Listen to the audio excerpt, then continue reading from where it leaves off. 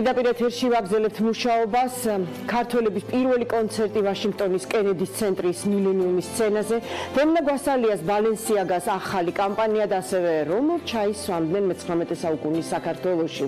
დღეს ჩვენი გუნდი პირველამდე წარმოგიდგენთ. ბავშვთა სახლი ბედიანი, ადგილი სადაც უკვე სამი თაობა გაიზარდა.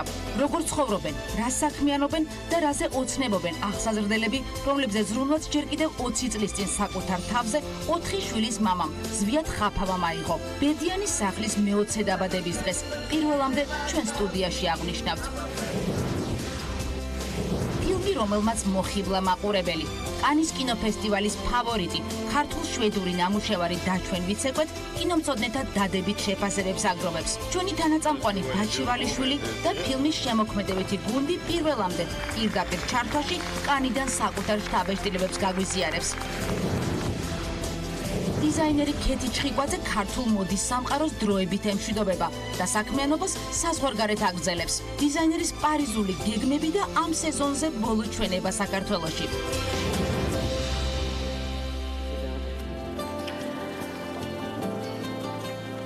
და მოგესალმებით კიდევ ერთხელ და გეტყვით რომ ჩვენ რა თქმა უნდა ძალიან მნიშვნელოვანია ჩვენთვის როგორც იცით კანის კინოფესტივალზე ქართული წარმოშობის შვედი რეჟისორის ლევან აკინის ფილმის დაჩვენ ვიცეკვეთ პრემიერა უკვე გაიმართა სურათ საკმაოდ დიდი და უმეტეს შემთხვევაში დადებითი გამოხმაურება მოყვა როგორც მაყურებლის ასევე კრიტიკოსების მხრიდან ფილმის შესახებ თითქმის ყველა მსხვილმა გამოცემამ დაწერა მათ შორის ჰოლივუდ რეპორტერმაც პრესის გამოხმაურებას ჩვენ კიდევ დაუბრუნდებით მანამდე კი საფრანგეთის ლაჟვანდოვანი სანაპიროდან ჩვენი უკვე მონატრებული თანაწამყვანი ბაჩივალიშვილი ჩაგვერთვება ფილმის გადამღებ ჯგუფთან ერთად მოგესალმები ბაჩივალიშვილი ლევან გელბახიანი ფილმის მთავარი გმირები და ფილმის პროდიუსერი ქეთევან დანელია უკვე კანიდან გვერთვებით მოგესალმებით პირველ რიგში გილოცავთ ამ წარმატებას რომლის შესახებაც მაყურებელმა სწორედ ახლა უფრო დეტალურად უნდა გაიგოს ჩვენი გადაცემიდან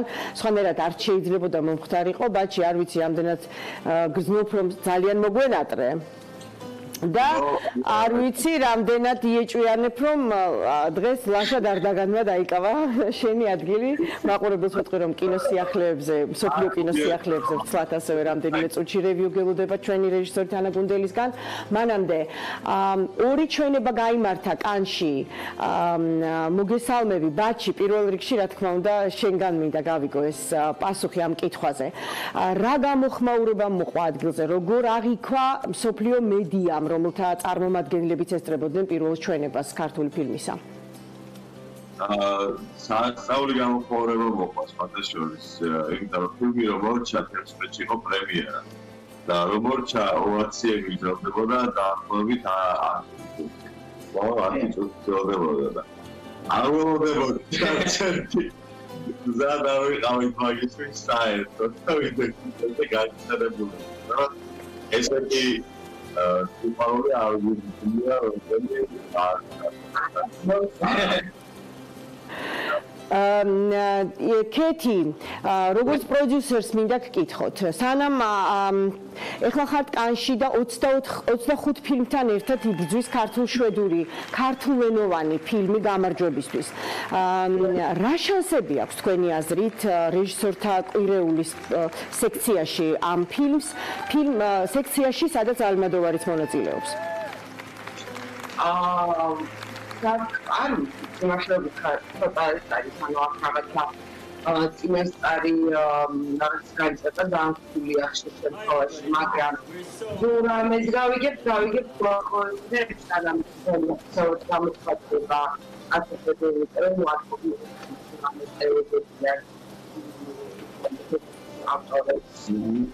ისე მომენტი ხათეთია და მე ვარ absolutely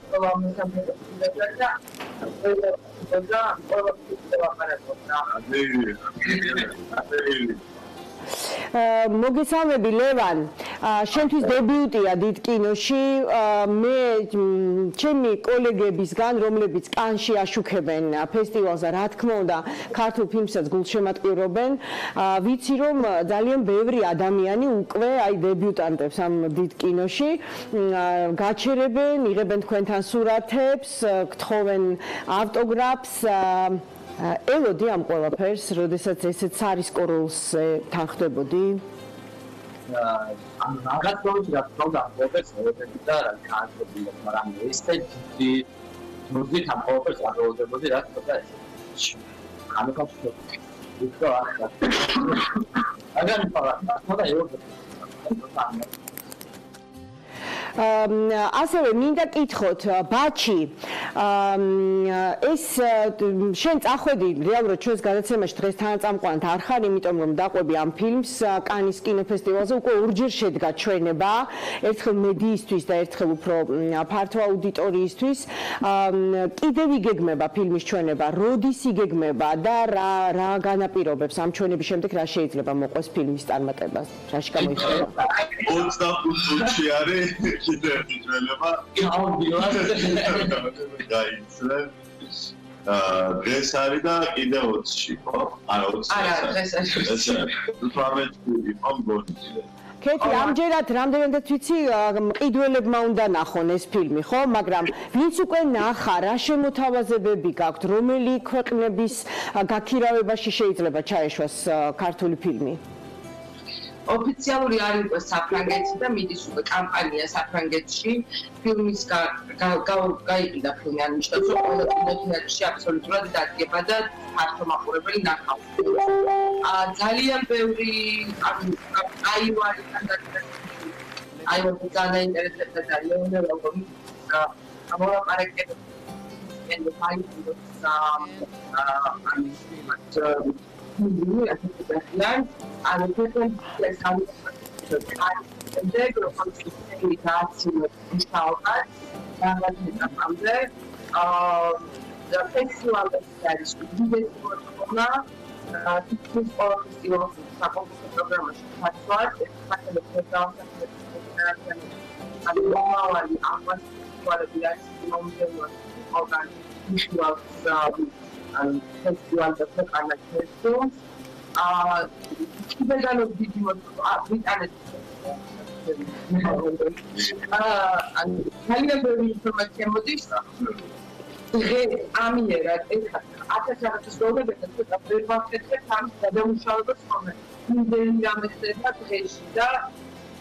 პოზიტივი მოდის ამ ხალხისგან და რეგიონებიან ოჩა ხერეთ ვაკეთებ არის არაჩვეულებრივი გუშინი სკანდინავიური ტერასა და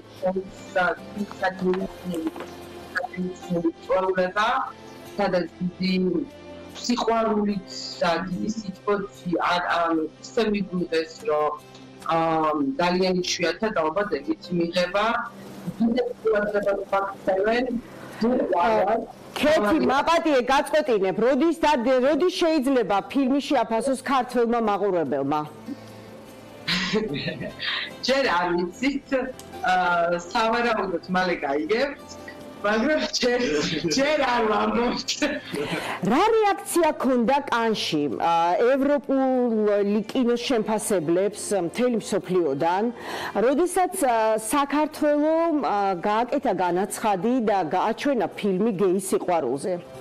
არ ვიცი, რამდენად მოულოდნელი ან მოსალოდნელი და დასაშვები იყო ეს, თქვათ, ჩვენი ქვეყნიდან ასეთი კინოპროდუქციის ჩვენება? იცით, ეგეთის არ ყოფილა, რომ როგორ ან გამბედაობას გიქებდნენ, თუ პირიქით რაღაც გაკურებას არც გამოხატავდნენ, მე ამას გულისხმობ. ერთადერთი რაც გვეუბნებოდნენ, რომ ყოჩახ თქვენ სიმამაცეს რომ ეს გააკეთეთ, რომ ყველა გეხება, რომ თქვენ ხართ ძალიან მამაცი ადამიანები, რომ ეს შედერით და გააკეთეთ, რომ ყველას გააზრებულია ის ჰომოფობიური გარემო, რომელშიც ზოგადად სამყაროა და განსაკუთრებით საქართველოში 17 მაისის შემდეგ ეს ძალიან ნათელია და ძალიან უყვირ საერთოდ შეძლებთ ამ გაკეთება, თუმცა ფილმი თვითონ არ არის პოლიტიკა და განსხვავებულია, არის უდიდესი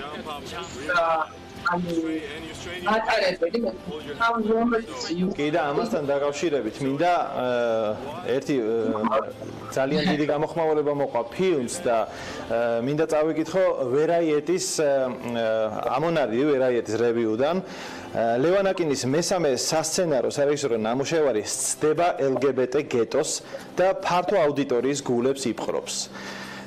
სარეჟისორო ოსტატობა მართლაც გამორჩეულია, მთავარი როლის შემსრულებელი გელბახიანი კი მოწოდების სიმაღლეზეა.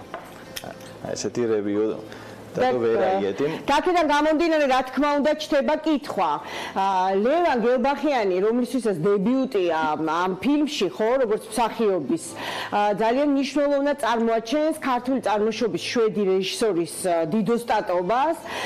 ეს ცალკე აღნიშვნის ღირსია. მეორეა ის, რომ მაყურებელს უნდა შევახსენოთ, რომ რეჟისორი იყო ინსპირირებული 2013 წლის 17 მაისის მოვლენების დაკვირვებით საქართველოში და მაინც რამდენად კეთი ისევ შენთან მაქვს კითხვა ჯერ რამდენად მიხვდნენ თავარ სათქმელს ამ ფილმისა შენი აზრით ზუსტად მიხვდნენ უმეტეს აი ეგეთი იდეალური ხოდნენ ძალიან სერიოზული პრობლემები მუშაობენ და ანუ რევიუს აკეთებენ ხოლმე და ისეთი გამოცემები და როგორიც არის ვენიტი ფეარი და რა ვიცი ყველა სკრინი ინდივარმა ხოლმე კიდევ ერთხელ მინდა ფილმი ნახო ძალიან ღრმა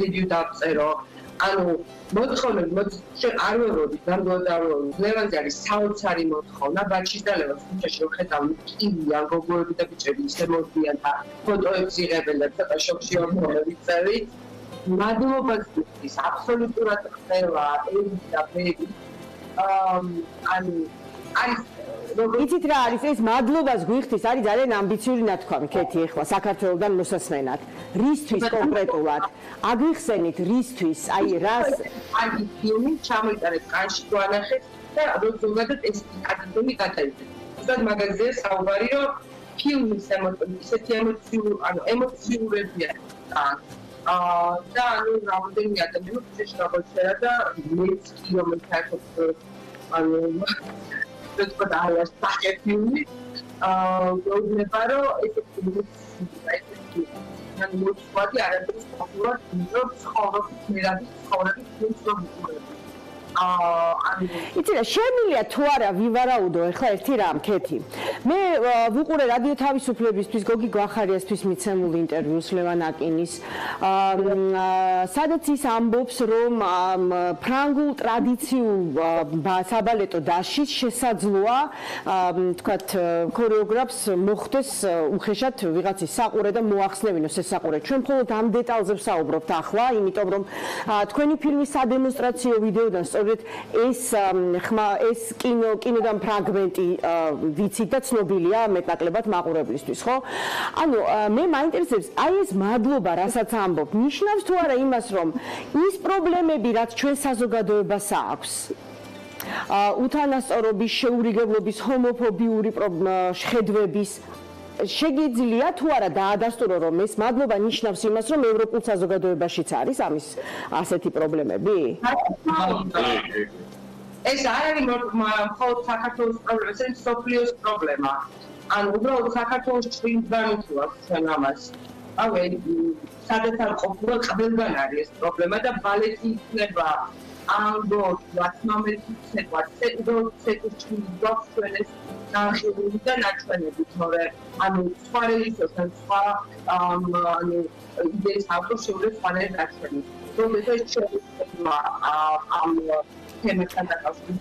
მე ვიცი რომ ამას არ გინდა დეტალიზირება, თუმცა რეჟისორი ინტერვიუში ამბობს რომ საბოტაჟიც კი მოუწყვეს ამ ფილმის გადაღებებს საქართველოში და საერთოდ ის ხმამაღლა აღიარებს რომ საქართველოში რომ ეცხოვრა ამ ფილმს ვერც გადაიღებდა. მაგრამ ჩემი კითხვა ეხლა მომდინარეობს საიდან? პირველ რიგში რეჟისორი მიიჩნევს რომ საქართველო არის პროგრესული ქვეყანა, ძალიან განვითარებული, ძალიან სასიამოვნო შთაბეჭდილებები აქვს თავის მშობლიურ ქვეყანასთან. მე მინდა მაყურებელმა იცოდეს, რომ ის თურქეთში მცხოვრები ქართველების გაზრდილია, მისი პირველი მშობლიური ენა ქართულია, თუმცა შვედეთში მოღვაწეობს და შვედეთიდან გადმოსახედში ხვდება, რომ ფილმი, რომელიც გადაიღო, შესაძლოა ევროპისთვის ასევე ყოფილიყო ძალიან საინტერესო, ძალიან თამამი და მე მესმის ახლა ეს მადლობებიც, რაც მოდის თქვენი მისამართით. მაგრამ როგორ ფიქრობთ, ლევან, დაიდო თუ არა ინფორმაცია ამ ფილმზე, გეის სიყვარული, აი ზოგადად გაჟღერდა თუ არა, ქართულ სხვადასხვა ციფრულ პლატფორმებზე წამოვიდა საკმაოდ დიდი აგრესია. მე არ ვიცი თქვენ ეცნობით თუ არა ამ კომენტარებს. როგორ ფიქრობთ, ეს აგრესია რამდენად საფრთხეს გიქმნით თქვენ როგორც მსახიობს?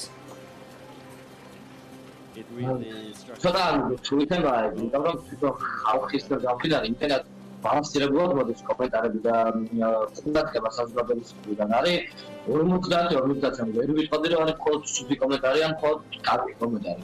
აქედან გამომდინარე ყველას თავისი აზრი აქვს ამ თემაზე და მithumetes ანუ როცა ესე ფართოდ და ღიად იცავ ამ თემაზე ლაპარაკობთ, რომ ხიზიანდება ის ხალხი, ვისაც არ უნდა რომ იყოს ეს ყველაფერი და აქედან გამომდინარე ალბათ რაღაცებში შეიძლება იყოს საფრთხე შექმნილი.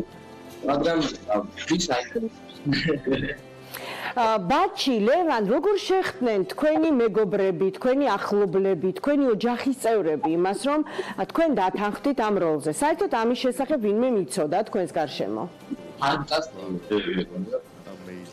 ჩემი ოჯახი ძალიან პოზიტიურად შეხვდა ამ ყველაფერს, სადაც არ ეცდინება ალბათ, მაგრამ ცოტა მაგრამ ძალიან გამიხარდა, რომ როგორც გადარევით საერთოდ საუბრობის ფაქტზე რაღაცა ძალიან ჩვეულებრივად იღებდნენ და კანის ამბებზე დაიგეთ ეს დაწერა მოგმართება როგორც საქართველოს ფაქტია და აი ძალიან მოხდა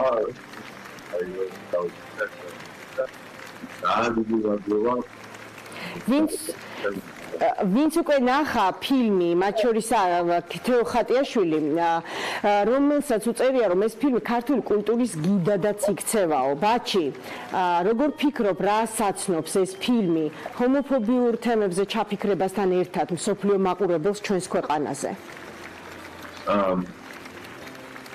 ფილმში ძალიან აუთენტურად არის წარმოდგენილი ქართული ცეკვა და ქართული ცეკვის ნება, როგორც ევროპელებში ძალიან საინტერესოა ეს. და ქართული ცეკვის გარდა არის ქართული სიმღერები და ქართული ესთეტიკა არის ანუ უყურებ ფილმს ევროპელი ვარ, აი როგორც შეიძლება ნახო ლოკაციები კარგი, ცოტა შეფერხებით მოდის ხმა, ამიტომ მე მოვიშველიებ ამერიკელი სცენარისტის და მაიმის საერთაშორისო ფესტივალის დირექტორის ჯეი ლაპლენტის ციტატას შეფასებებში წერს, რომ თავარი რაც ლევან აკინის ფილმს აცოცხლებს და განასხვავებს სხვა მსგავსი ნამუშევრებისგან, ეს არის თვალის მომჭრელი კულტურის დეტალები, რომელიც უცხოა პირადად ჩემთვის დარწმუნებული ვარ სოფლიოს სხვა მაყურებლისთვის, თუ ეს ფილმი ტურიზმის განვითარების მიმართულებითაც წადგება ჩვენს ქვეყანას, რა თქმა უნდა, ეს იქნება ძალიან კარგი. მანამდე მე ამ კინონამუშევარს უსურვებ წარმატებას და ქეთი დანელიას, ბაჩი ვალიშვილს და ლევან გელბახიანს რამდენიმე წუთით მორიგჩვენებამდე კანში. მადლობას ვუხდი ჩვენს გადაცემაში მონაწილეობისთვის, წარმატებას გისურვებ და ველოდებით შეფასებებს კანის ჟიურისა თქვენი ფილმზე. რა თქმა უნდა და მის გამარჯვებებს შევეცდებით პირველებმა ჩვენ მოგილოცოთ. გემშვიდობებით. ახლა კი ლაშა დარდაგანი მსოფლიო კინოს გადახედავს და პირველ რიგში რა თქმა უნდა შეაფასებს კანში მიმდინარე ყველაზე მნიშვნელოვან ევროპულ კინომოვლენას. ახლა კი უფრო ვრცლად ფესტივალის მიმდინარე მოვლენების შესახებ. როგორც იცით, კანის 72 საერთაშორისო ფესტივალი 14 მაისს გაიხსნა. წელს ოქროს პალმის რტოსთვის ერთმანეთს 21 ფილმი შეეცილება, 18 ფილმი იქნება წარმოდგენილი სექციაში განსხვავებული ხედვა და 11 ფილმი მოკლემეტრაჟიანი კინოს სექციაში. შეგახსენებთ, რომ ფესტივალის ჟიურის მექსიკელი რეჟისორი ალეხანდრო გონსალეს ინიარიტუ ხელმძღვანელებს. ჟიურის წევრები არიან აგრეთვე პოლონელი პაվել პავლიკოვსკი, ბერძენი იორგოს ლანთიმოსი, ამერიკელი მსახიობი ელფენინგი, წლევანდელი კინოფორუმის ერთ-ერთი მთავარი პრემიერა უკვე შედგა. ეს გახლავთ ესპანელი რეჟისორის პედრო ალმოდოვარის ერთგვარი ბიოგრაფიული აღსარება, სახელწოდებით ტკივილი და დიდება. სადაც მთავარ როლებს მისი საყვარელი მსახიობები ანტონიო ბანდერასი და პენელოპა კრუსი თამაშობენ. სხვათა შორის კინოკრიტიკოსთა დიდმა ნაწილმა უკვე აღნიშნა, რომ ეს ალმოდოვარის საუკეთესო ნამუშევარია ბოლო 20 წლის მანძილზე და ის ერთ-ერთი მთავარი კანდიდატია ოქროს პალმის რტოსთვის ბრძოლაში. კიდევ ერთი ფილმი, რომელმაც სწორედ კანში იხილა დღის სინათლე, ელტონ ჯონის ცხოვრებაზე გადაღებული დრამა როკეტმენია. სურათი რეჟისორმა დექსტერ ფლეჩერმა გადაიღო, რომელმაც შარშან ურეჟისოროდ დარჩენილი ბოჰემური რაფსოდიის გადარჩენით გამოიჩინა თავი. თუმცა მისი გვარი სამწუხაროდ ტიტრებშიც კი არ უხსენებიათ. ფლეჩერის როკეტმენის პრემიერას თავად ელტონ ჯონი და მისი როლის შემსრულებელი თეირონ ეჯერტონი ესწრებოდნენ, რომლებმაც თავიანთი ემოციების ვერ დამალეს და ეჯერტონმა ცრემლით დაღვარა პრემიერაზე. კანის წლევანდელ ფესტივალზე კიდევ ერთი უჩვეულო პრემიერაა დაგეგმილი. ეს არის მექსიკელი რეჟისორის რობერტ როდრიგესის ფილმი წითელი 11. უჩვეულო კი იმიტომ, რომ ფილმი როდრიგესმა $7,000 გადაიღო. ეს ზუსტად ის თანხაა, რაც მას მისი სადებიუტო ნამუშევარი მუსიკოსი დაუჯდა 1992 წელს. მაშინ ახალგაზრდა რეჟისორმა ერთ-ერთ სამედიცინო დაწესებულებას მასზე ექსპერიმენტული პრეპარატის გამოცდის ნება დართო.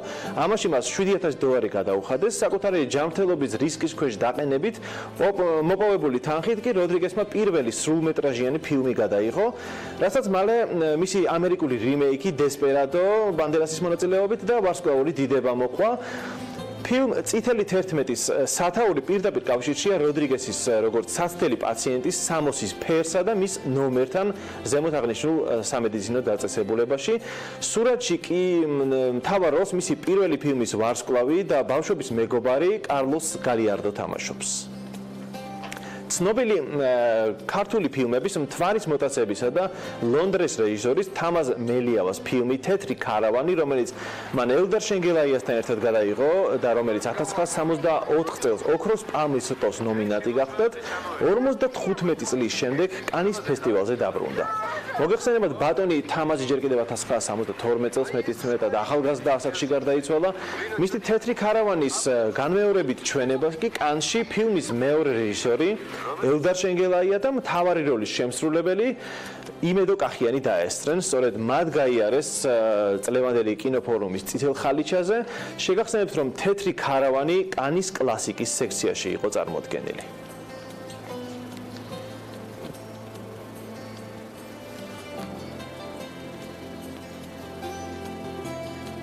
მადლობა ლაშა, ალადინის მოლოდინში და ქართული კინოს წარმატების მოლოდინში, რა თქმა უნდა, ვაგზელეთ მუშაობას. ახლა გავდივართ მხოლოდ მცირეოდენ რეკლამაზე, იმისთვის რომ არაერთი მნიშვნელოვანი კულტურული მოვლენის შესახებ გიამბოთ და მათ შორის იმის შესახებაც, რომ ვაშინგტონში, კენედის ცენტრში პირველად ქართულმა ანსამბლმა გამართა კონცერტი.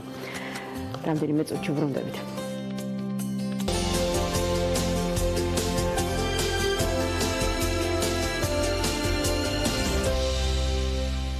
და მოვლენების შუაგულში არჩევნების შედეგების გადავდივართ დღის ამბებზე. ეთუნა ინსკირველი აგზელებს პირდაპირ ეთერს ტელეკომპანია პირველის პირდაპირ ეთერში. ნინო, კიდევ ერთხელ მოგესალმებით და მოკლედ გაგაცნობთ ახალ ამბებს. მერის არჩევნებში ხუთივე ოლქში, ზუგდიდში, მარნეულში, ზესტაფონში, ჭიათურასა და ხულოში გამარჯვება პირველივე ტურში ქართული ოცნების კანდიდატებმა მოიპოვეს ცენტრალურმა საარჩევნო კომისიამ შუალედური არჩევნების პირველადი შედეგები. გამოაქვეყნა ამავე მონაცემებით არჩევნების მეორე ტური მხოლოდ მთაწმინდის საარჩევნო ოლქში გაიმართება, სადაც პარლამენტის მაჟორიტარ დეპუტატს ირჩევენ.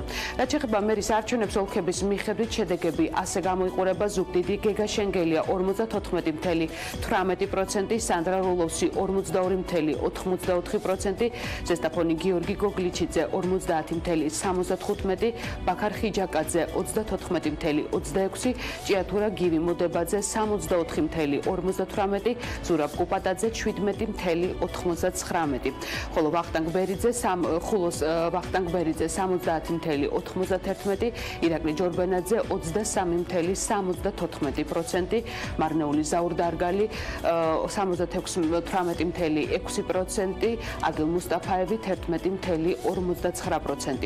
თაცმინდა ქართული ოცნების კანდიდატი ლადო კახაძე 41%, ევროპული საქართველოს თავისუფალი დემოკრატების კანდიდატი შალვა შავგულიძე 36,83%. თაცმინდაზე შუალედური არჩევნების მეორე ტური 25 დღეში გაიმართება.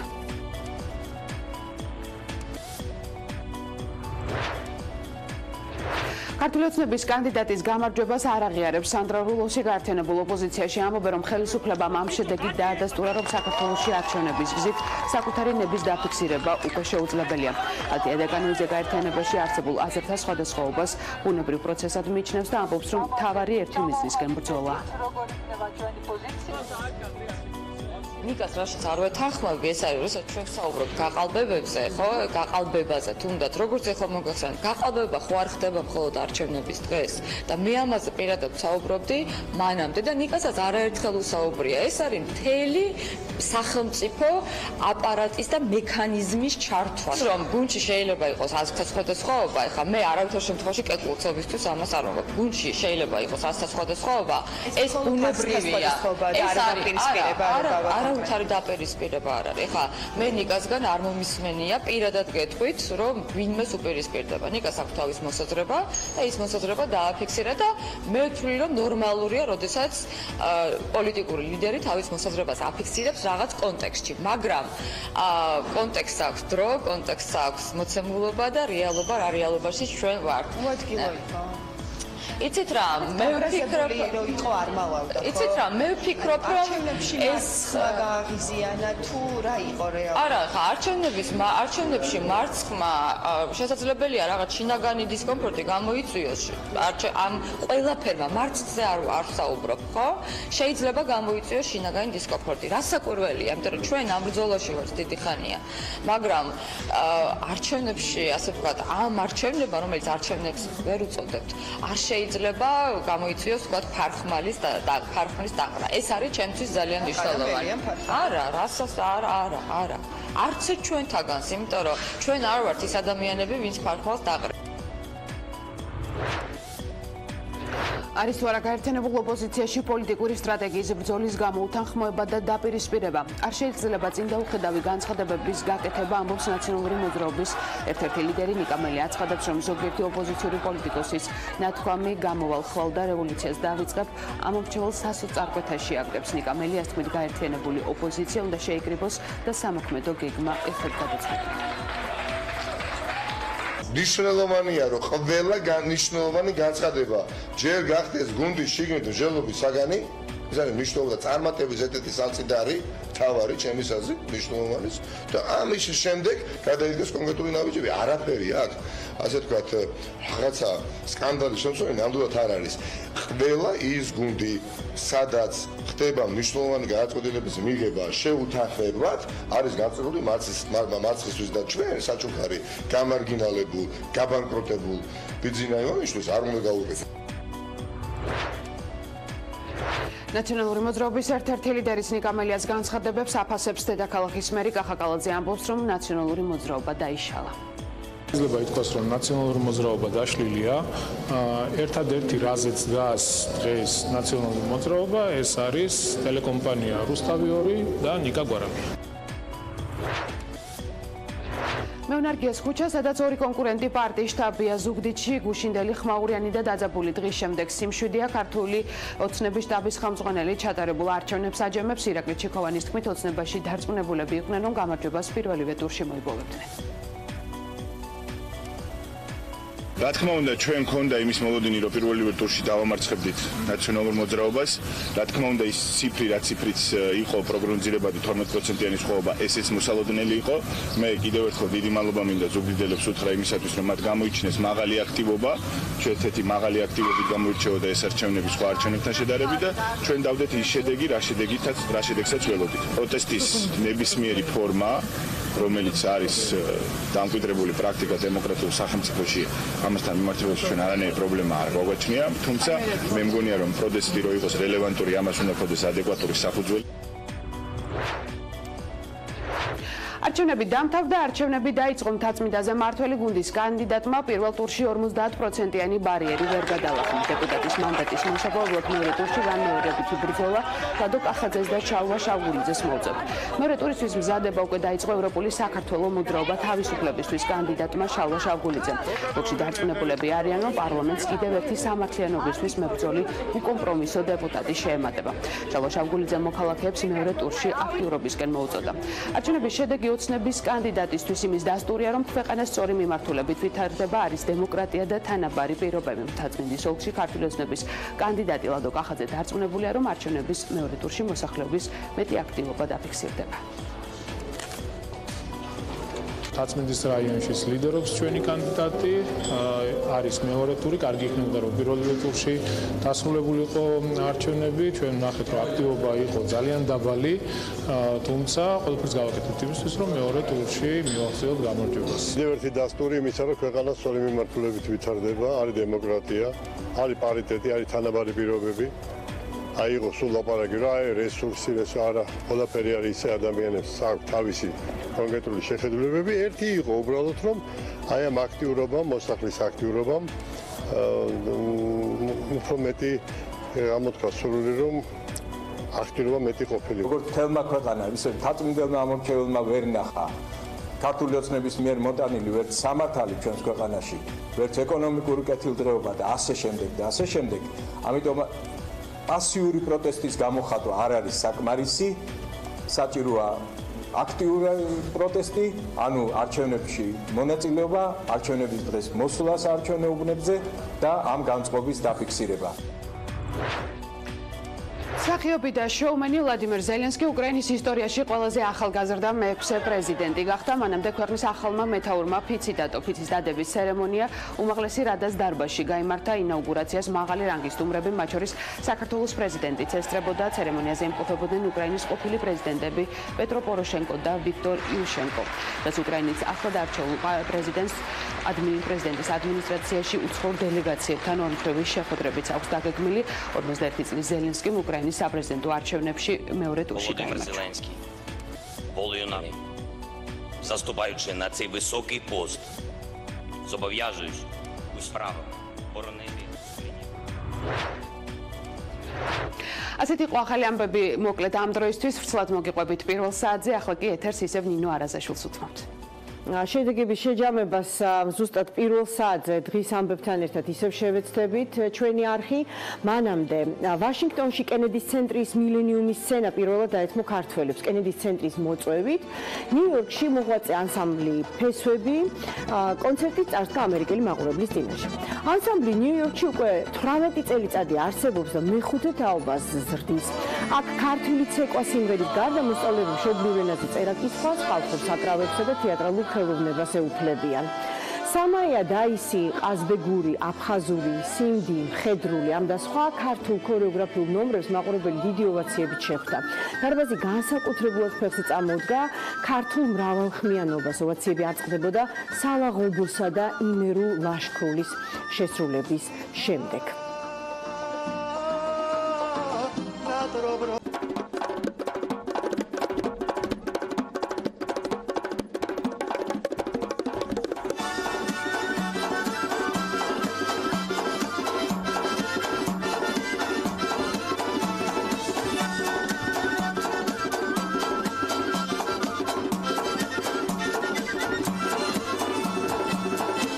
ნიუ-იორკში არსებული ქართული კულტურის ცენტრი ფესვების 18 წლის არსებობის განმავლობაში ყოველთვის ჩვენი мотиваცია და ოცნება იყო რომ ვაშინგტონ დი-სიში, კერძოდ კენედი ცენტრში ამ უზარმაზარ და უმნიშვნელოვანეს სცენაზე გამოსულიყავით. ამ სცენაზე ამ ქალაქში აჟღერებულიყო ქართული მუსიკა, ქართული ცეცხლოვანი ცეკვები გაგვეცნო ამერიკელი მაყურებლისათვის და ეს ოცნებაც აგვისრულდა. ამას ვინ წარმოიდგენდა 18 წლის წინ, როდესაც მხოლოდ 2 ბავშვი დადიოდა ფესვებში, მაშინ ჯერ ფესვები არც კი გვერდმა, მხოლოდ ეს იყო საწყისი ცეკვის წრე, რომლის მიზანიც იყო ქართველი ბავშვების ერთად შეკრება და ქართული კულტურის გადაცემა მათთვის. საქართველოს ჰიმნის სიამაყით შემისრულები არაერთხელ არაერთ დიდ სცენაზე. თუმცა დღეს როგორი შეგრძნებას ვქონდა, უბრალოდ სიტყვებით ვერ აღწერ და ვერ გამოვხატავ. ადგილობრივი დიასპორისათვის ამ სცენაზე მოხვედრა არის ის ოცნება, რომელიც მხოლოდ სიზმრებში ხდება ხოლმე. კენედის ცენტრიდან რომ ქართული ჰანგები ისმის, ეს ის იშვიათი ისტორიული მოვლენა, რომელზეც საუკუნის შემდეგ ისაუბრებს მანუჩარისნაირები ამერიკულ ხუჩაბათებში. როგორც ხვდებით, მანჩარ პირველი ესწრებოდა ამ კონცერტს კენედის ცენტრში. გააგრძელე ტრადიცია ამ დევიზით გაიმართა საღამო ზაქარია ფალიაშვილის მემორიალურ სახლ-მუზეუმში, მუზეუმების საერთაშორისო კვირეულის ფარგლებში შიო აბრაჰამიას ხელმძღვანელობით თბილისის ბავშვთა გაერთიანებული გუნდი წარდგა მაყურებლის წინაშე. დამსწრე საზოგადოებისთვის სხვა ნაწარმოებებთან ერთად ფალიაშვილისეული შენ ხარ ვენახით შესრულდა. ქორმაისტერმა საღამოს წამყვანის ფუნქციაც შეითავსა და საკონცერტო ნომრებს შორის აუდიტორიას ზაქარია ფალიაშვილის შესახებ ისტორიებს უამბობდა. სწორედ კომპოზიტორის მიერ თავის დროზე დამკვიდრებული ტრადიცია აღადგინეს და კონცერტის დასასრულს შეეცადნენ მაყურებლისთვის სიმღერა შეესწავლებინათ. შიო აბრაჰამიამ აუდიტორია უშუალოდ ანდრია ყარაშვილის საფორტეპიანო პიესა საზანდარის შესრულების პროცესში ჩართო. ცნობისთვის საზანდარი ზაქარია ფალიაშვილმა საგუნდო ვერსიად გადააკეთა და სამშობლო უწოდა. თბილისის მერიის მუზეუმების გაერთიანება უკვე მესამე წელია მუზეუმების საერთაშორისო დღესთან დაკავშირებით სხვადასხვა ტიპის ღონისძიებებს მართავს. წლევანდელი წელი განსაკუთრებით გამორჩეულია. ის ტრადიცია, რომელიც ამ ოჯახში იყო და ის ტრადიცია დღესაც გრძელდება და აი ამ ჩვენი პერფორმანსით, ანუ გადავეცით ეს ტრადიცია მომავალ თაობას. საღამოს დასასრულს უკვე ამჯერად მაყურებლად მოსული პუბლიკა ვაქციეთ დღის მთავარ გმირად და პუბლიკა ჩავთ საღამოში და მათ შევასწავლეთ ზაქარია ფალიაშვილის პერიოდში საკმაოდ პოპულარული ქართული ნაწარმოები, რომელიც პირველი ვერსია ეკუთვნის ანდრია ყარაშვილს, ხოლო ზაქარია ფალიაშვილმა ის დაამუშავა საგუნდო სიმღერად, ეს გახლავთ სამშობლო. შეგახსენებთ, რომ მუზეუმების კვირეულის წლევანდელი თემა მუზეუმები როგორც კულტურული ჰაბები, ტრადიციის მომავალი, ღონისძიებები სხვადასხვა სივრცეებში კვირის ბოლომდე გაგრძელდება.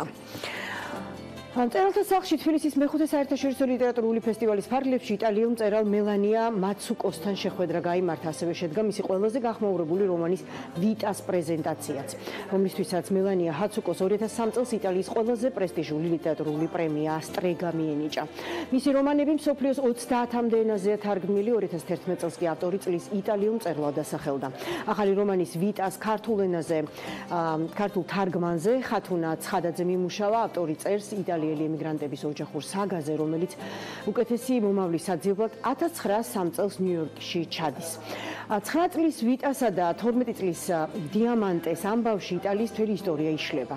მელანია მაცუკოსთან შეხვედრას წლევანდელი ლიტერატურული ფესტივალის ფარგლებში ყველაზე მეტი სტუმარი ეწვია, შეხვედრა კითხვა-პასუხის რეჟიმში გაგრძელდა.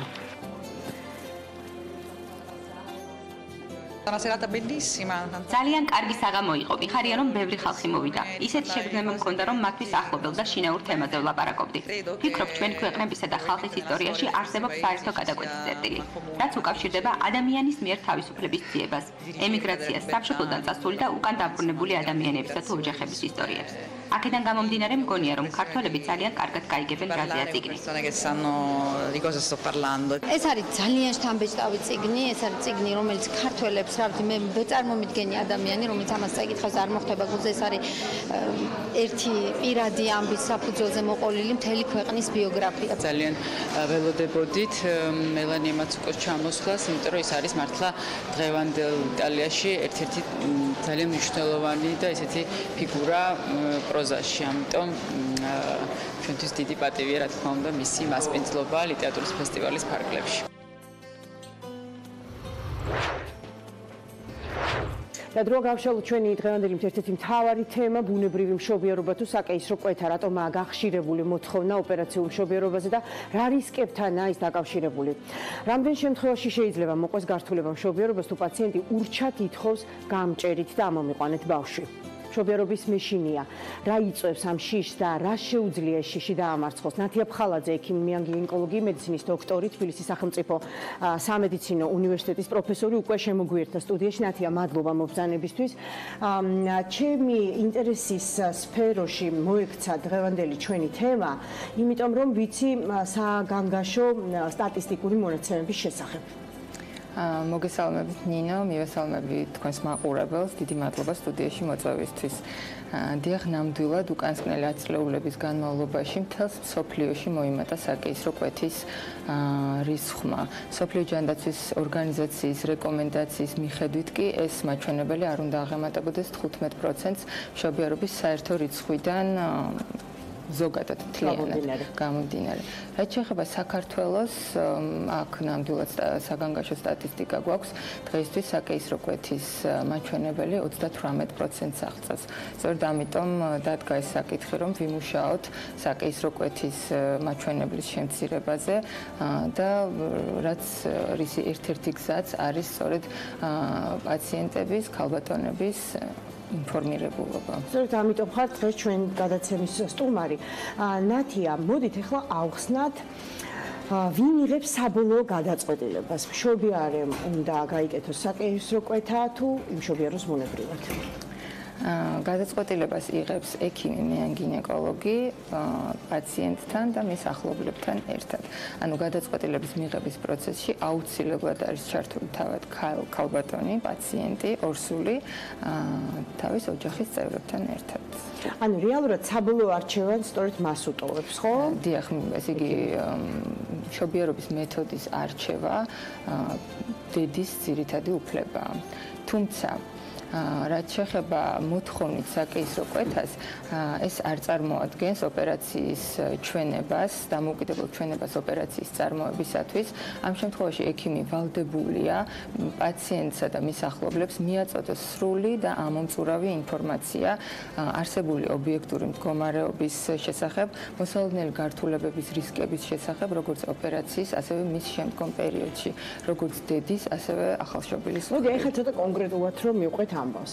ნუ არ იქნება ალბათ ახლა ჩემ მხრიდან ისეთ რაღაც დარღვევა, თუ მაყურებელს ვეტყვი რომ მე სამი შვილის დედა გახლავართ, მესამე გავაჩინე 40 წლის ასაკში და როდესაც ვემზადებოდი მშობიარობისთვის, აი უმეტესობა ჩემი ნაცნობების საკეისროს გაიკეთებ, არა? ანუ აი ყველა იყო დარწმუნებული რომ ჩემი არჩევანი სწორედ აქეთ გადაიხრებოდა. მაგრამ ჩემმა ექიმმა დამარწმუნა, რომ უმჯობესი იქნებოდა ამისთვის აგვერიდებინა თავი, მიუხედავად იმისა, რომ 38 წლამდე მშობიარობა გაცილებით უფრო ადვილად მიიჩნევა. მე ალბათ ვიყავი შესაბამის ფორმაში, არ ვიცი, რატომაც მიმაღებინეს გადაწყვეტილება და ფიზიოლოგიური მშობიარობა აღმოჩნდა ჩემთვის მისაღები ფორმა. მაგრამ რა თქმა უნდა, ეხლა ვინც ემზადება დედობისთვის, ალბათ ძალიან მნიშვნელოვანია იცოდეს კონკრეტულად, რა შემთხვევაში იძლევა ჩვენება, აი რა ჩვენება გაძლევთ იმის გადაჭრის უფლებას, რომ აუცილებელია საკეისრო კვეთა. ჯერ ეს მხარე მინდა რომ მოვხაზოთ. დიახ. ესე იგი პირველ რიგში მინდა გითხრათ, რომ ბუნებრივ მშობიარობას ალტერნატივა არ გააჩნია. ეს არის ის ძირითადი გამოცდილება, რომელიც აუცილებლად უნდა კონდეს ყველა ქალს ცხოვრებაში, სასურველია კონდეს ყოველ შემთხვევაში და ეს არის ის ძირითადი გზა, რომელიც უნდა გაიაროს ყველა ნაყოფმა იმისათვის, რომ დაიბადოს, იმისათვის, რომ მისი ადაპტაციის მექანიზმი უფრო ადვილი იყოს, ახალ გარემოსთან შეგუებულობა უფრო ნორმალურად მიმდინარეობდეს ეს ადაპტაციის პროცესი. აგრეთვე უკანასკნელი სხვა ფსიქოლოგიური კვლევები არსებობს ამის თაობაზე, რომ ასეთი ახალშობილები, რომლებიც დაიბადნენ ბუნებრივი მშობიარობის შედეგად, არიან მეტად აქტიურები, მეტად ადვილად იღებენ გადაწყვეტილებებს, არიან ლიდერები, მათ შორის მეტი. თუმცა არსებობს სამეანო სიტუაციები, რომლის დროსაც ბუნებრივი გზით მშობიარობა უბრალოდ შეუძლებელია და რა შემთხვევებია ეს? საკეისრო კვეთა ეს არის ის ოპერაცია, რომელმაც უკვე გადაარჩინა მრავალი დედისა და ახალშობილის სიცოცხლე. ასეთი მდგომარეობები არის, ვთქვათ, ნაყოფის არასწორი მდებარეობა, მაგალითად ჯდომით თუ მაგალითად მენჯით წინდებარეობა, ნაყოფის გარდიგარდმო მდებარეობა, ჯდომით წინდებარეობას რაც შეეხება ითვლება, ეს არ წარმოადგენს ფიზიოლოგიური მშობიარობისთვის უკუჩვენებას, საკეისრო კვეთა აუცილებელი ხდება ამ შემთხვევაში, მხოლოდ ნაყოფის წონიდან გამომდინარე, თუ ნაყოფის წონა აღემატება 3 კილო 600-ს არის, 3 კილო 600 ან აღემატება ამ მაჩვენებელს. ზოგადად რა შემთხვევაში შეიძლება დაინიშნოს საკეისრო კვეთა, მე გულისხმობ აი წონის განსაზღვრება მინდა რა. ანუ აიტყვიან ხოლმე რომ რაღაც აი თუ ბავშვი 4 კილომდეა, ნუ ჯობია საკეისრო კვეთა, მაგრამ სინამდვილეში როგორ არის ექიმებისთვის, როგორ არის მიღებული? ესე იგი დიდი ნაყოფი არის ერთ-ერთი ჩვენება საკეისრო კვეთის წარმოებისათვის. ამ შემთხვევაში იგულისხმება ნაყოფის წონა 4 კილო 500 და მეტი. მაშინ მე გკითხავთ, რამდენად ზუსტია დღეს თანამედროვე სამედიცინო ტექნოლოგიები, მაგალითად ეკოსკოპია, რამდენად ზუსტად ადგენს ნაყოფის წონას? თანამედროვე ტექნოლოგიების ეპოქაში 21 საუკუნეში კი დიახ ჩვენ გვაქვს იმის საშუალება რომ მეტნაკლებად ზუსტად დავადგინოთ ნაყოფის წონა, თუმცა აქაც ეხოსკოპიური კვლევა იძლევა პლუს-მინუს 200 გრამის ცდომილებას. ამას გარდა, ამ ინსტრუმენტული კვლევების გარდა არსებობს გარეგანი გასინჯვის მეთოდები და რომელიც ასევე იძლევა საშუალებას დადგინდეს წონა, როგორც ვთქვი, ხო? ახლა თქვათ მოვიდეთ თქვენთან მშობიარე და დაჟინებით ითხოვს რომ უნდა გაიკეთოს საკეისრო. რაღაცა ეიოლება ეს გზა. რას ცდილობს ექიმი ასეთ დროს? კიდევ ერთხელ გავიმეორებ, რომ პაციენტის ინფორმირებულობას ამ შემთხვევაში ენიჭება არსებითი მნიშვნელობა. აუცილებელია პაციენტს განემარტოს ბუნებრივი გზით მშობიარობის უპირატესობა.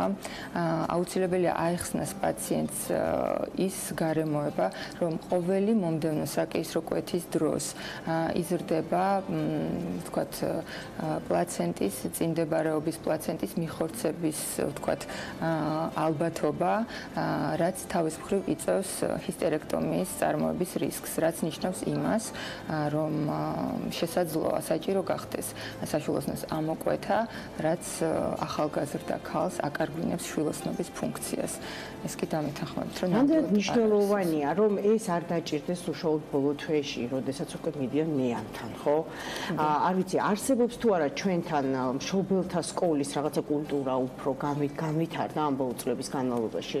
დიახ, რასაკვირველია, ესე იგი იმ შემთხვევაში, როდესაც ორსულობა მიმდინარეობს ფიზიოლოგიურად, რაიმე განსაკუთრებული თანხლები დაავადება არ აღინიშნება, ნაყოფის მდებარეობა ნორმალურია, ბუნებრივი გზით მშობიარობის უკუჩვენება არ არსებობს შეუსაბამობა ნაყოფის თავსა და დედის მეინჯს შორის, ამ შემთხვევაში საკეისრო კვეთა რასაკვირველია არ იგეგმება, როგორც უკვე გითხარით. თუმცა ვთქვათ, რასაკვირველია ამის გადაწყვეტა ინფორმაციის პირველადი მიწოდება ხდება სწორედ მშობელთა სკოლაში ანტენატალური მეთვალყურეობის დროს, რაც საკმაოდ კარგად არის განვითარებული საბედნიეროდ დღეს საქართველოში, ჩვენს კლინიკებში. დიდი მადლობა. მე მინდა მადლობა გადაუხადო ჩვენ სტუმარს ნათია ფხალაძეს, ექიმი ან გინეკოლოგს, მედიცინის დოქტორს, თბილისის სახელმწიფო სამედიცინო უნივერსიტეტის პროფესორს, იმისთვის რომ დღეს დააფიქრა ალბათ ბევრი მომავალი დედა, იმისთვის რომ გააკეთოს სწორი არჩევანი და რაც მთავარია ჩვენს ასეთ ჯგუფს მაყურებლებისა, უნდა ახსოვდეს რომ რისი შიშიც აქვს პირველ რიგში, ეს არის ტკივილი შიში, ხო? და გაუტკივარების თანამედროვე მეთოდების შესახებ ცოტა უფრო მეტი ინფორმაცია ის მოპოვება გმართებთ, იგივე მშობელთა სკოლაში, ან დღეს ინტერნეტითაც ყოველთვის დაკითხვა ხელგეწიფებად. მადლობა. ახლა მოდით მოგიყვებით ტოკიოსა და პარიზის შემდეგ ქართველმა დიზაინერმა ქეთი ჩხიკვაძემ ჩვენება გუშინ თბილისში გამართა 2020 წლის შემოდგომა ზამთრის კოლექციით. ის ქართული მოდის სამყაროს ცოტა ხნით უნდა დაემშვიდობოს და საქმიანობას პარიზში გააგრძელებს. დიზაინერის პარიზული გეგმების შესახებ ანა მახარაძე უკეთ გიჩვენებთ საკუთარ რეპორტაჟში.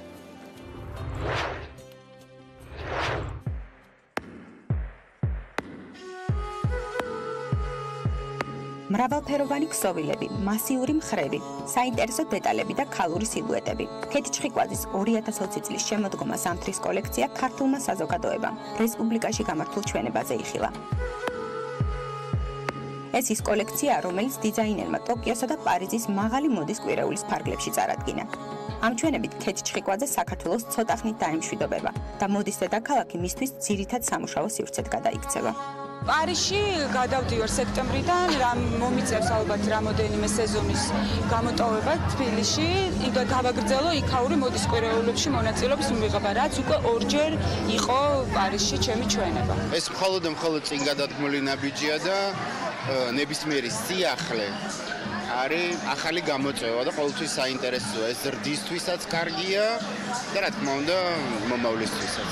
ეს იყო აბსოლუტურად განსხვავებული კოლექცია ქეთის შემოქმედებიდან. მოგეხსენებათ, რომ ის ამ სეზონიდან პარიზში გადადის სამუშაოდ და მინდა წარმატებები ვუსურვოთ. კოლექცია იყო ძალიან საინტერესო, მისთვის დამახასიათებელი ხელწერი და მე მგონი ძალიან კაი გადაწყვეტილება არის. უშუალოდ გავიდეს ბაიერებზე და ბაიერების აზრი მოისმინოს და ეს აღდგება სამომავლოდაც.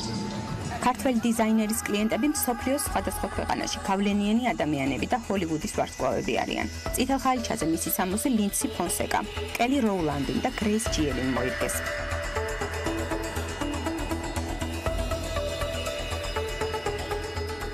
ხრების ფორმა, ამ შემთხვევაში რაღაცნაირი ქალური სტილი, ეს უკვე ზის ჩემს კოლექციებშიც და ეს უკვე დამახასიათებელია და ვფიქრობ, ეს ერთ-ერთი მთავარი მომენტია დიზაინერისთვის, რომ მისი შექმნილი კოლექცია ამოიცნოს ნებისმიერმა ადამიანმა, ვინც იცის თქვა ეს დიზაინერი და ეგრევე რომ დაინახოს, მიხვდება, რომ ეს არის თქვა ამ და ამ დიზაინერის კოლექციიდან. ეს ძალიან მნიშვნელოვანია და მე მგონი ამას მივახციე.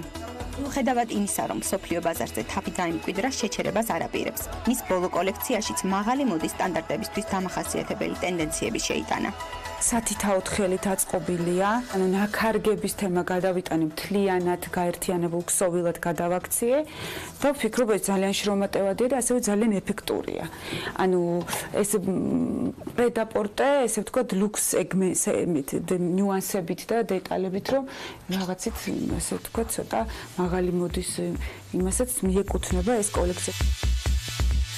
მომავალი რამდენიმე სეზონის კოლექციის ჩვენებას პარიზში გეგმავს, რაც იმას ნიშნავს, რომ ქართველი დიზაინერის წარმატებების შესახებ სიახლეებს საფრანგეთიდან გავიგებთ.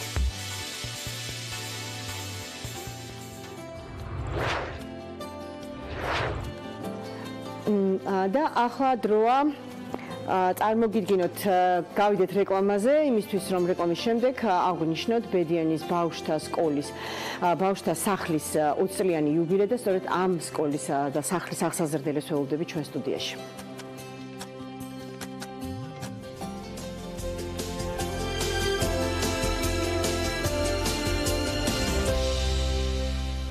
ბედიანის ბავშვთა სახლს წელს 20 წელი უსრულდება. ამ ხნის განმავლობაში სახლს რამდენიმე ათეული აღსაზრდელი ყავდა. წელს მესამე თაობას გამოუშვებენ იმ ადგილიდან, სადაც ერთოჯახად ცხოვრობენ, სწავლობენ, საკუთარ მომავალსა და ერთმანეთზე ზრუნავენ. ყველაფერი კი 90-იანი წლების ბოლოს დაიწყო, როცა რამდენიმე ახალგაზრდამ მოსახლეობისგან თითქმის დაცლილ ბედიანში ძეგვიდან ბავშვები წამოიყვანა. 8 სახლის მოწყობა აშენებას მოკიდა ხელი და პატარების ცხოვრებასა და აღზრდაზე პასუხისმგებლობა აიღო. დღეს ამ სახლში 5 გოგო და 5 ბიჭი ცხოვრობს. ჩვენი გადამღები ჯგუფი ესტუმრა ბედიანს, რომ თქვენ მოზარდების ყოველდღიურობა და ცხოვრებისეული მიზნები ნათია ხართიშვილმა გაგაცნოთ რეპორტაჟით.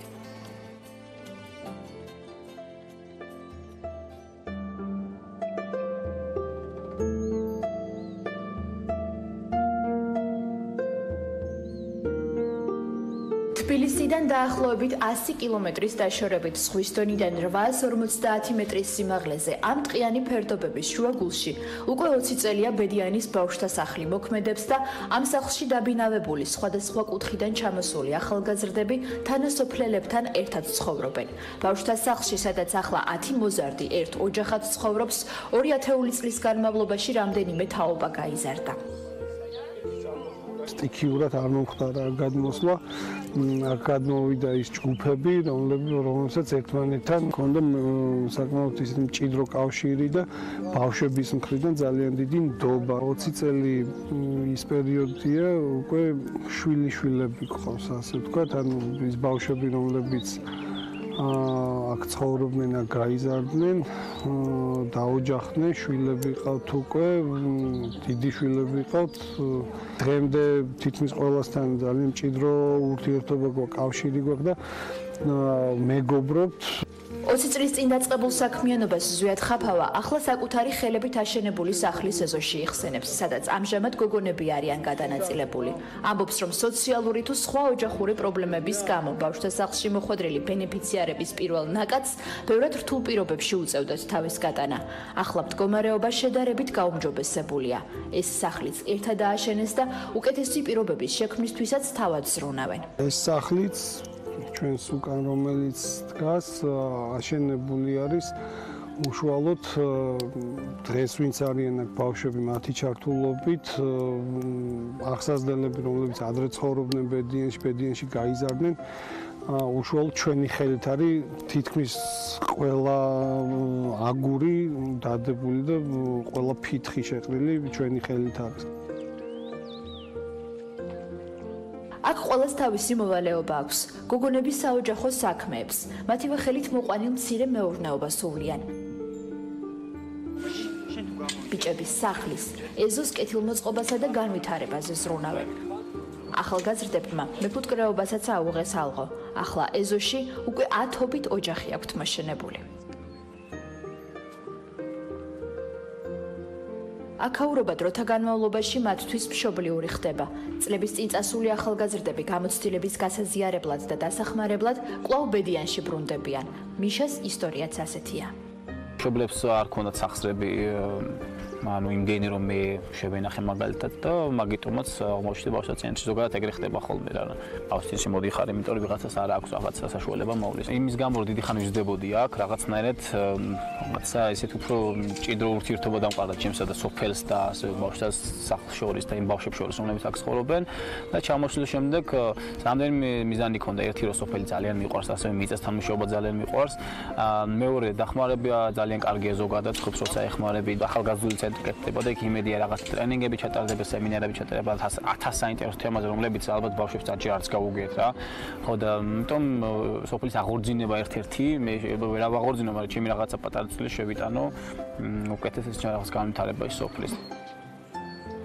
ყველაზე პატარა წევრი ბედიანის ამოჯახში 13 წლის თეკლაა, რომელიც ადგილობრივ საჯარო სკოლაში სწავლობს და წარმატებული მოსწავლეა. ოცნებობს მომღერალი გამოვიდეს. სალომე კი სულ რამდენიმე დღეში მეგობრებს დაემშვიდობება და ცხოვრებას თბილისში გააგრძელებს. მისი მთავარი საფიქრალი ახლა სტუდენტური ცხოვრებისთვის მზადებაა. აქ ცხოვრობ 6 წელია. მალე 7 წელი შემისრულდება. ძირითადად დაკავებული ვარ ხატვით და მუსიკით.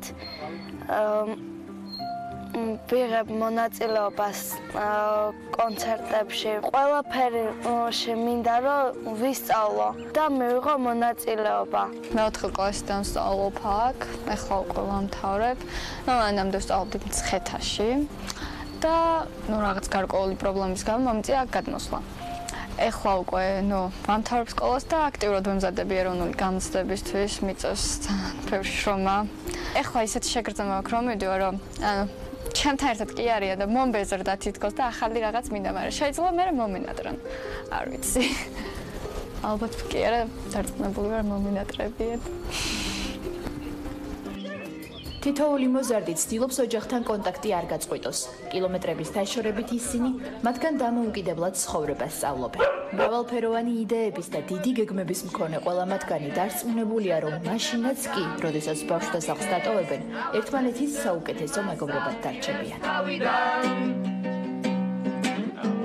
ზედამ დაშალაც ნომების სახლის, მაგრამ ჩვენი წყალ შენება სახლის, ნახვდები რომ შენი და გარგვა არიდა. თემას ვაგზელებთ ბედიანის ბავშვთა სახლის დირექტორი ზვიად ხაფავა, ბედიანის ბავშვთა სახლის აღსაზრდელებთან ილია კოპაძესა და დათუნა კიკნაველიძესთან ერთად უკვე შემოგვიერთდა. მოგესალმებით. მადლობა მობრძანებისთვის. მაყურებელმა მინდა იცოდეს, რომ დათუნას დღეს ბოლო ზარი აქვს, მაგრამ ეს რომ ცოდნოდა, ნამდვილად დღეს არ მოგიწოდით გადაცემაში. როგორც ხვდები, შენ ეხლა სადაც უნდა იყო და სადაც უნდა გიჭრელებდნენ პერანგს, მოხვედი და ჩვენს მაყურებელთან შესახვედრად TV პირველზე ხარ. არჩევანი უკვე გაკეთებული გაქვს, რა სადგილზე ჩააბარო? არჩევანი არ მაქვს გაკეთებული, მაგრამ მე-11 კლასში მქონდა ესეთი გეგმა, რომ მინდოდა თეატრალურზე ჩაბარება, მაგრამ გადავიფიქრე და მომავალში შევეცდები რომ ჩავაბარო თეატრალურზე. შემდეგ წელს. ერთი წლის იმიტომ რომ შემდეგ? ვერ მოვემზადე სათანადოდ ეროვნული გამოცდების ან თეატრალურზე ჩასაბარებლად. მაგრამ მოემზადები. რადგან გაქვს მიზანი, გინდა ამ მიზნისთვის რაღაც კონკრეტული ნაბიჯები გადადგა, ხო? ილია, შენ მე 11 კლასში გადადიხარ ახლა? ახლა წელს გადავდივარ მე 11 კლასში და კონკრეტული მიზანი ამჯერად არ მაქვს, მაგრამ ჩემი მიზნები მომავალში ალბათ შეეხება ტექნოლოგიებს, იმიტომ რომ ხალხს ამ საუკუნეში უფრო ჭირდება ტექნოლოგიები და განვითარება. და ეთყობა შენც რაღაცა მიდრეკილება, ხო? რაღაც იჭერ შენ თავს. და ვატყობ, რომ ეს საქმე უფრო კარგად გამომდის, ვიდრე სხვა. კარგი, ეს თქვენი საომავლო გეგმებია. როგორია ახლა თქვენი ცხოვრება ამ თემაზეც აუცილებლად გკითხავთ და ძალიან გვაინტერესებს. მანამდე 20 წელი ათობით მოზარდი ასეთი დიდი პასუხისგებლობა ზვიად აიღო შენ თავზე 20 წლის წინ, როდესაც შენ თვითონ ძალიან ახალგაზრდა იყავი ალბათ. არის ერთხელ ჩახვედი და მიხვდი, რომ ეს იყო შენი საქმე. ხო, გამარჯობათ, მოგესალმებით. 20 წელი ცოტა დრო არ არის ნამდვილად და ძალიან ბევრი საინტერესო დღე და წელი მქონდა ბედიანში.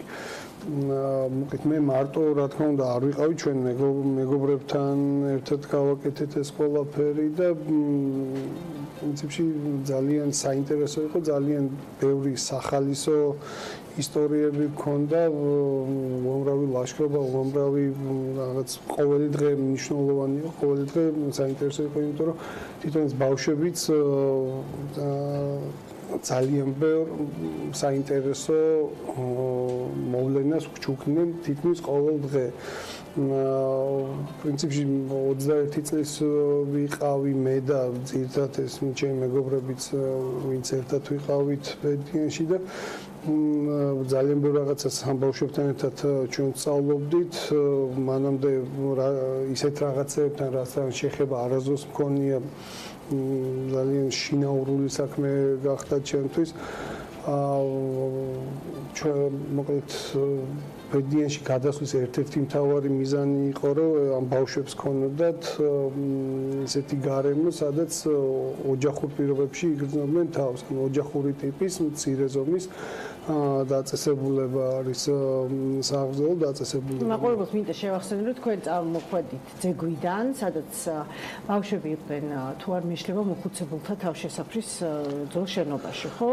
ხო, საბჭოთა პერიოდში იქ და ამიტომ ეს გადმოყვანა ამ რაღაცა უფრო რაღაცა სოფლის წიაღში და ამ სახლებში გადმოყვანა ამ აღსაზრდელების იყო მეტად მნიშვნელოვანი. მე ვხვდები. თქვენ დღეს 4 შვილი გყავთ. არ გისვამენ შეგამხელები არიან? ეხლა სამ დღეში ხდება 7 წლის პატარა და უფროსი გეკითხებიან რატო ცხოვრობ ბედიანში? მოკლედ ეს ბოლო პერიოდი არის ერთად აღარ ვცხოვრობთ, ანუ ბედიანში ცხოვრობდნენ, სკოლაშიც ბედიანში დადიოდნენ ბავშვები, მაგრამ რაღაც საჭიროებების გამო მოგვიწია რომ თბილისში გადმოვიდნენ.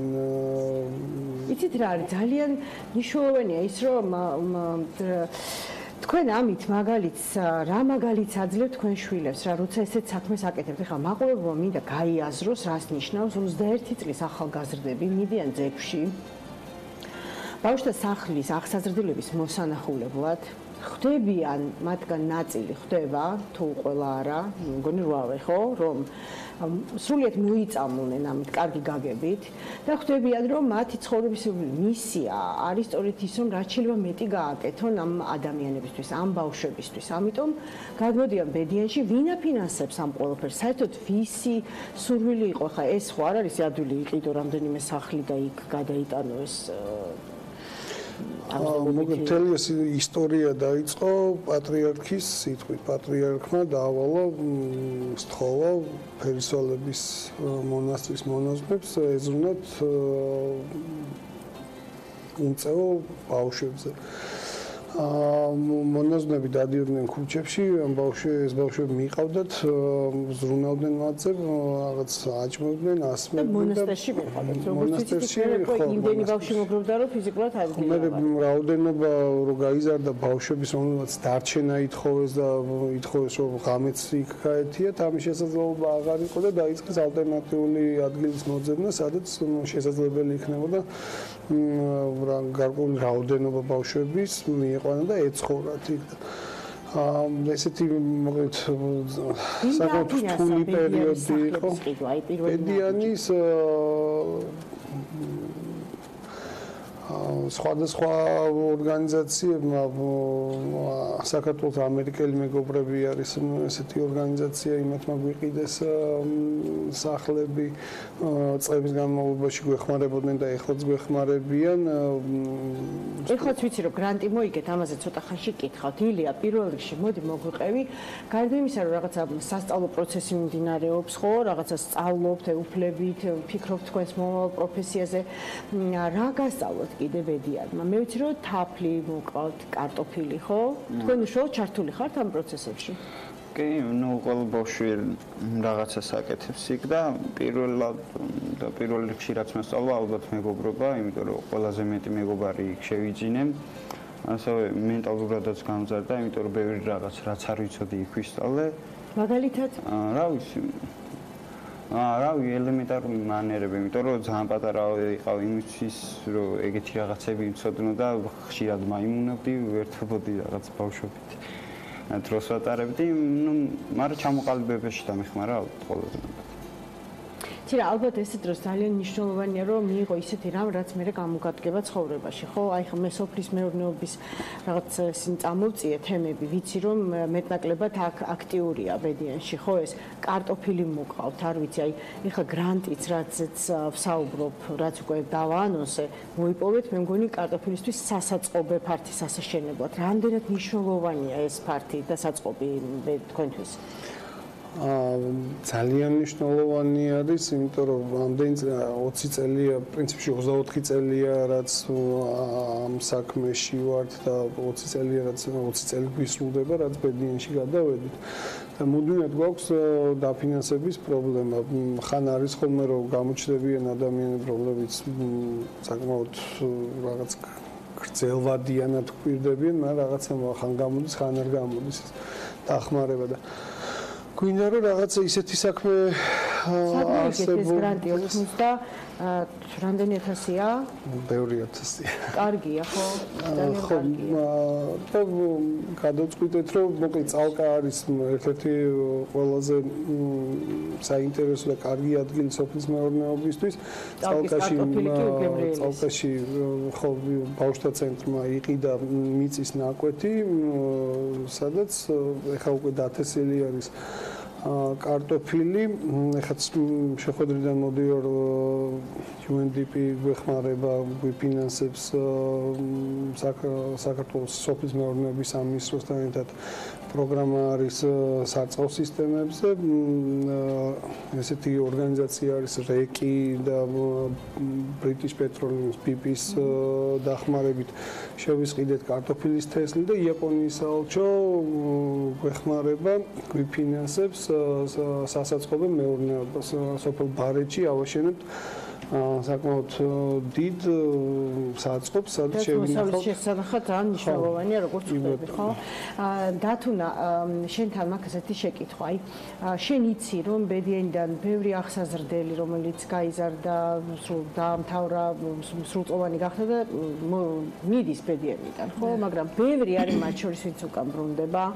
ცდილობს რომ რაღაცა დაეხმაროს, ყოველდღიურ მიაქციოს, იზრუნოს მომავალ თაობაზე, ან ასწავლოს რაღაცა, რაც უკვე გამოცდილმა შეუძლია გაუზიაროს. როგორ ფიქრობ? შენ თუ ჩააბარებ და თუ გაგრძელებ სწავლას, ბედიანისთვის მოიცლი? იცით რა, სიმართლე გითხრათ ამაზე, ან დიდხანს და ესე რაღაცა არ მიფიქრია, მაგრამ ალბათ ბედიანიდან თუ გადავალ სადმე სასწავლებლად თეატრალურზე მომავალში. უკან აუცილებლად დაბრუნდები ხოლმე და აუცილებლად ნახავ იმ ადგილს, სადაც გავიზარდე და იმ ადგილს მისთანაც ბევრი მეგობრები სადაც ბევრი მეგობრები შევიძინე. და მიეხმარები იმ ადამიანებს, ვინც ძალიან ბევრს აკეთებს ამ ადგილის და ამ ცენტრის განვითარებისთვის. ზვიად, მე გიხდით დიდ მადლობას თქვენ. ჩვენი მაყურებლების სახელით ზვიად ხაფავა და ბედიანის ბავშვთა ცენტრის აღსაზრდელები იყვნენ ჩვენთან სტუმრად, ჩვენ ერთად გვინდოდა აღვენიშნა ამ ცენტრის 20 წლის თავი და თქვენ წარმოიდგინეთ რამდენი მცდელობა ამ 20 წლის განმავლობაში, ალბათ აღნიშნვის ღირსი იყო, უბრალოდ ფიზიკურად ვერ ვასწრებთ, რომ გაიაზროთ, რას ნიშნავს ბავშვთა ცენტრის 20 წლიანი ისტორია. სადამდე მივიდა ეს ცენტრი, ამაზე კი მოვასწარეთ თქმა და მე მინდა კიდევ უფრო მეტი წინსვლა გისურვოთ თქვენ. მადლობთ. ჩვენ ახლა გავდივართ დღის ამბებზე, რეკლამის შემდეგ, კვლავ უფასდროთ რა ახსოვეთ ახლა, როდესაც მონაცემების შეჯამების დრო დგება მოვლენების შუაგულში დღის ამბებს გადავყავართ.